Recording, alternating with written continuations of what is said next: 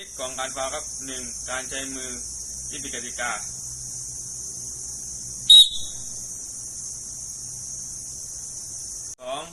การชนขณะ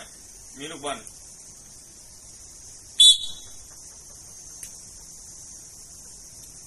การปะทะมือที่ผิดกติกา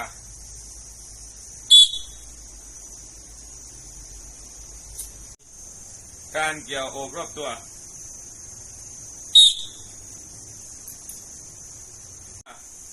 การเหวี่ยงศอกเกินเหตุจำเป็น 6. การตีศีรษะ 7. การฟาวล์โดยทีมครอบครองบอล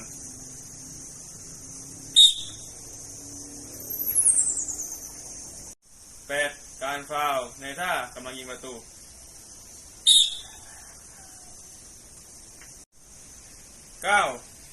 การฟาวล์ที่ไม่ได้อยู่ในท่ากำลังยิงประตูต่อไปครับการฟาวล์ลักษณะพิเศษ 1. การฟาวล์คู่ 2. การฟาวล์เทคนิค 3.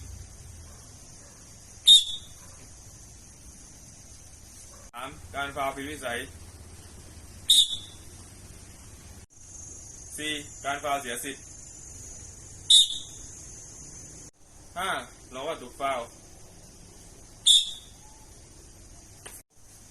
การล้ำแนวเส้นสมมุติ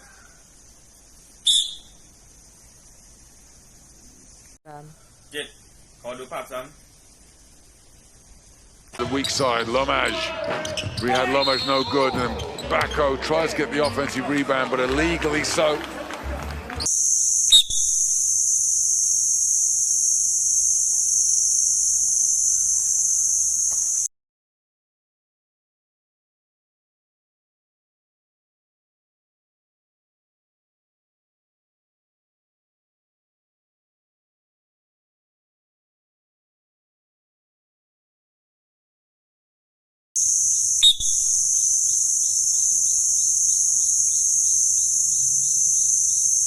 Gianni no puede armar el brazo, tocó Sengelia, se va hacia adentro, se choca contra Mirotic, a la calle.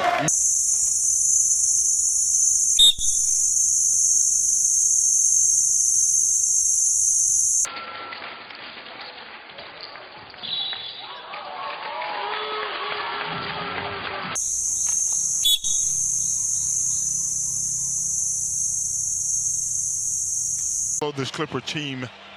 down by playing a little matchup zone. Luka is 6 for 7 and 3 for 3 on threes. That's 16 points in 11 minutes, and you look at the way the game has gone. I mean, he's.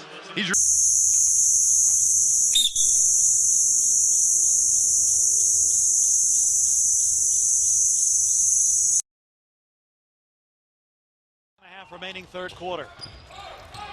Williams.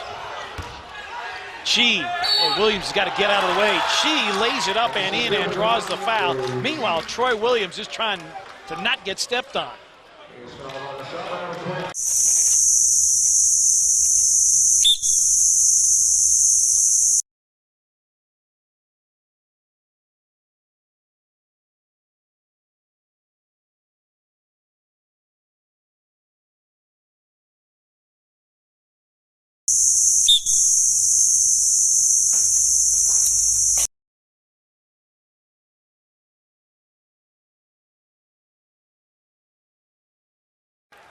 And Washington's got it. Cut off and he traveled.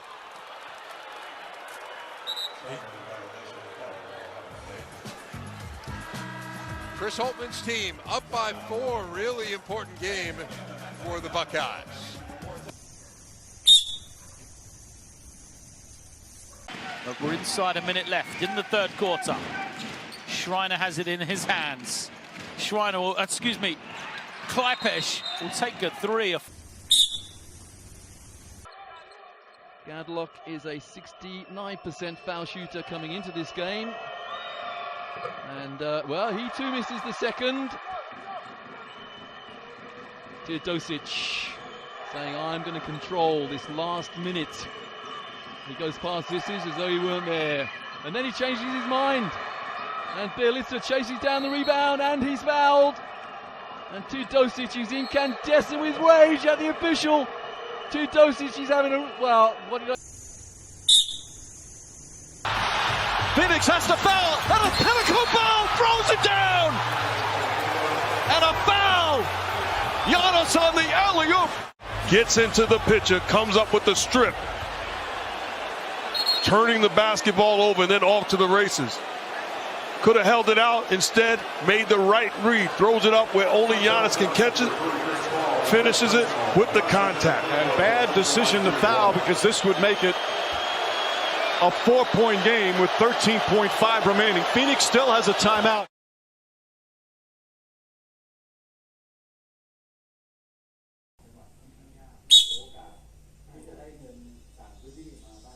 Eight on the shot clock. Derek White on the drive. Oh my.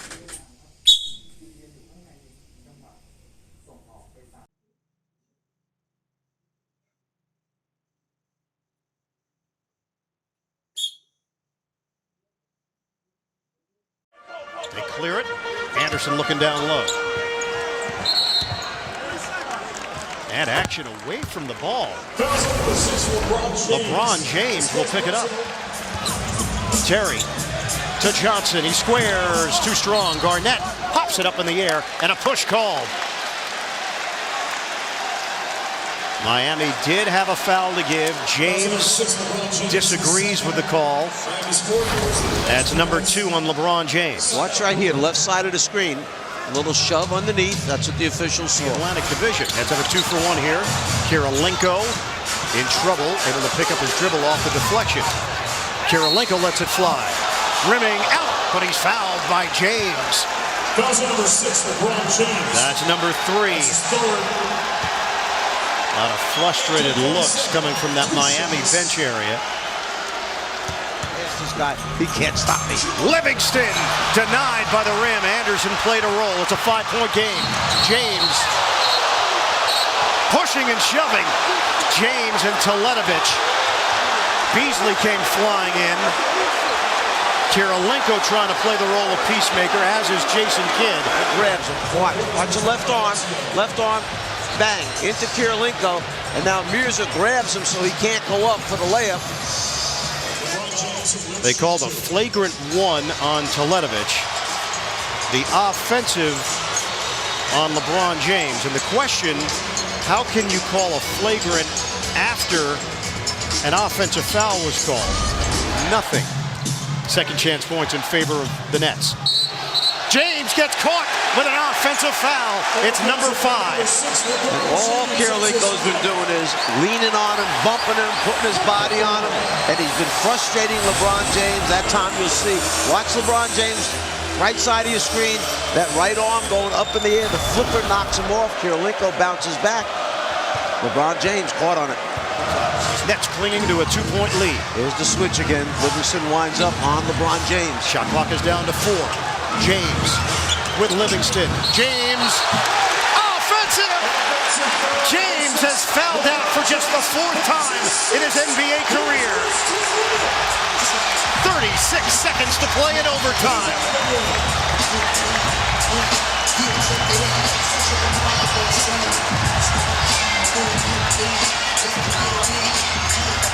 36 points, 7 rebounds, 5 assists.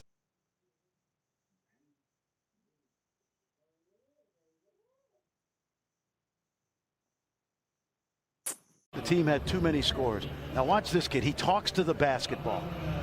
Okay, he's going to shoot 2, so we're going to catch the second free throw. Şengün, this is amazing.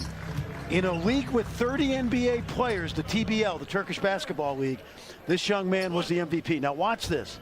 He's going to talk to the basketball. Now I don't know Turkish, so I cannot. He might be cursing at the ball for all I know,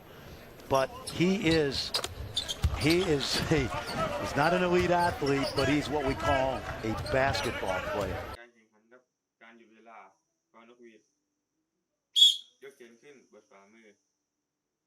สัญญาณการหยุดเวลาสำหรับการฟาวล์นะครับบอลนกหวีดยกแขนขึ้นกำหมัดครับนาฬิกาเริ่มเดินครับสำมือลงครับ แนนนะครับ1คะแนนชู1นิ้วแล้วก็สะบัดข้อมือลงครับต่อไปครับ2คะแนนชู2นิ้วแล้วก็สะบัดข้อมือลงครับ3คะแนนนะครับการพยายามยิง3คะแนนก็จะชู3นิ้วแล้วก็ถ้ายิงสำเร็จจะชู3นิ้วอีกแขนข้างหนึ่งครับผมต่อไปครับการเปลี่ยนตัวและขอเวลานอกครับการเปลี่ยนตัวนะครับบอลนกหวีดยกแขนขึ้นเปิดฝ่ามือทำแขนลักษณะควายกันแบบนี้ครับแล้วก็กวักมือแล้วก็เรียกนักกีฬาเข้ามาครับก็คือกวักมือเข้าหาตัวครับผมการให้เวลานอกนะครับบอลนกหวีดยกแขนขึ้นเปิดฝ่ามือใช้นิ้วชี้ทำลักษณะเป็นตัวทีนะครับผมเวลานอกสื่อนะครับบอลนกหวีดยกแขนขึ้นเปิดฝ่ามือแยกแขนออกโค้งกำมัดครับผมการยกเลิกคะแนนนะครับให้ทำแขนแบบไขว้แบบนี้แล้วก็แยกออกครั้งเดียวครับผมการแสดงกันนั้นนะครับให้ยืดแขนออกในลักษณะนี้นะครับ1 2 3ต่อไปครับจะเป็นการสื่อสารนะครับให้ทำลักษณะแบบนี้ครับนี่เป็นการสื่อสารระหว่างผู้ตัดสินกับโต๊ะกรรมการการตั้งนาฬิกาสำหรับการยิงประตูมันนะครับให้ยื่นนิ้วชี้ออกแล้วก็ทำเป็นหมุนแบบนี้ครับบอลออกนอกสนามนะครับให้ใช้2นิ้วครับชี้ลักษณะที่ทางการเล่นแขนข้างกับเส้นข้างครับลูกยึดสถานการณ์กระโดดนะครับบอลนกหวีดครับยกแขนขึ้นเปิดฝ่ามือนะครับใช้สัญลักษณ์หัวแม่โป้งยกขึ้นมา2ข้างนี้ครับแล้วก็สลับการทิศทางของการเข้าพองครับชี้ไปนะครับต่อไปครับเป็นการผิดระเบียบนะครับอันแรกครับเป็นการฟาวล์กันที่ผิดระเบียบครับบอลนกหวีดยกแขนขึ้นเปิดฝ่ามือใช้มือมาหมุนกันแบบนี้ครับต่อไปเลี้ยงบอลผิดกติกานะครับบอลนกหวีดยกแขนขึ้นเปิดฝ่ามือ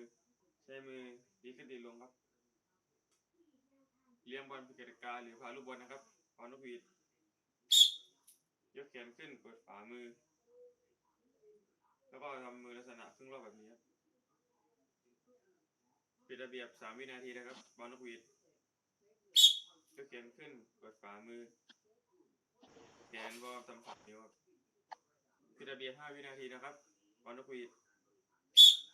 ยกแขนขึ้นเปิดฝ่ามือแสดงสัญลักษณ์5 นิ้วครับผิดระเบียบ8 วินาทีนะครับบอลนกหวีดยกแขนขึ้นเปิดฝ่ามือแสดง8 นิ้วครับผิดระเบียบ24 วินาทีนะครับบอลนกหวีดยกแขนขึ้นเปิดฝ่ามือครับแล้วก็ใช้นิ้วมือแตะที่ไหล่อย่างนี้ลูกกับสู่แดนหลังครับบอลนกหวีดยกแขนขึ้นเปิดฝ่ามือโบกแขนนะครับเจตนาเตะบอลนะครับบอลนกหวีดยกแขนขึ้นเปิดฝ่ามือชี้ไปที่เท้าครับจะเป็นหมายเลขของผู้เล่นนะครับหมายเลข00และ0นะครับหมายเลข0จะแสดงสัญลักษณ์แบบนี้ครับ00ครับแล้วก็0ก็แบบนี้ครับหมายเลข1 ถึง 5นะครับแสดงสัญลักษณ์หมายเลข1 2 3 4 5นะครับโดยใช้มือขวาครับหมายเลข6 ถึง 10นะครับใช้มือขวาแดนเลข5นะครับแล้วก็มือซ้ายจะแดนเลข6เลข7เลข8เลข9เลข10ครับแบบนี้หมายเลข11 ถึง 15นะครับใช้มือขวาแทนเลข10ก็คือกำหมัดแล้วก็มือซ้ายจะแทนหมายเลข1 ถึง 5นะครับเช่น11 12 13 14 15ครับหมายเลข16ครับจะแดงสัญลักษณ์มือขวาแบบหลังแบบนี้ครับแต่เลข10แล้วก็เลข6ครับคือ16หมายเลข24ครับพลิกขวามือแสดงเลข2หมายถึง20แล้วก็แสดงหมายเลข4ครับคือ24ครับชนิดของการฟาวล์นะครับการดึงบอลนกหวีดยกแขนขึ้นกำหมัดแขนซ้ายยืดออกมากำหมัดแล้วก็ใช้แขนขวาดึงครับ2ครับการฟาวล์สกัดกั้นนะครับบอลนกหวีดยกแขนขึ้นกำหมัดใช้มือทั้ง2ข้างเท้าสายเอวครับ3ครับการผลักหรือชนครับบอลนกหวีด ยกแขนขึ้นกำหมัดใช้มือแสดงการผลักครับ C การใช้มือเหนี่ยวรั้งเป่านกหวีดยกแขนขึ้นกำหมัดจับฝ่ามือเดินไปข้างหน้าครับ 5. การใช้มือที่ผิดกติกาครับเป่านกหวีดยกแขนขึ้นกำหมัดดีข้อมือครับ 6. การจนขณะมีลูกบอล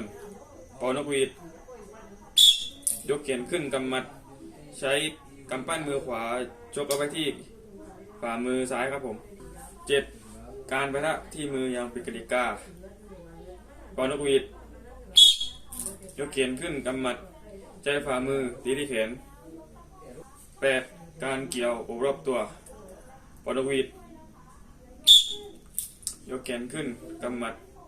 ใช้มือโอบรอบตัวต่อไปครับจะเป็นการฟาวล์ลักษณะพิเศษ 1. การฟาวล์คู่เป่านกหวีดยกแขนขึ้นกำหมัด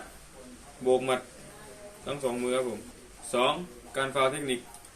เป่านกหวีดยกแขนขึ้นกำหมัดแสดงตัวทีด้วยฝ่ามือ 3. การฟาวล์ผิดวิสัยเป่านกหวีดยกแขนขึ้นกำหมัดกำข้อมือด้านบนครับ 4. การฟาวล์เสียสิทธิ์เป่านกหวีดยกแขนขึ้นกำหมัดขึ้นทั้งสองมือครับผม 5. หลอกว่าถูกฟาวล์ยกมือขึ้น2 ครั้ง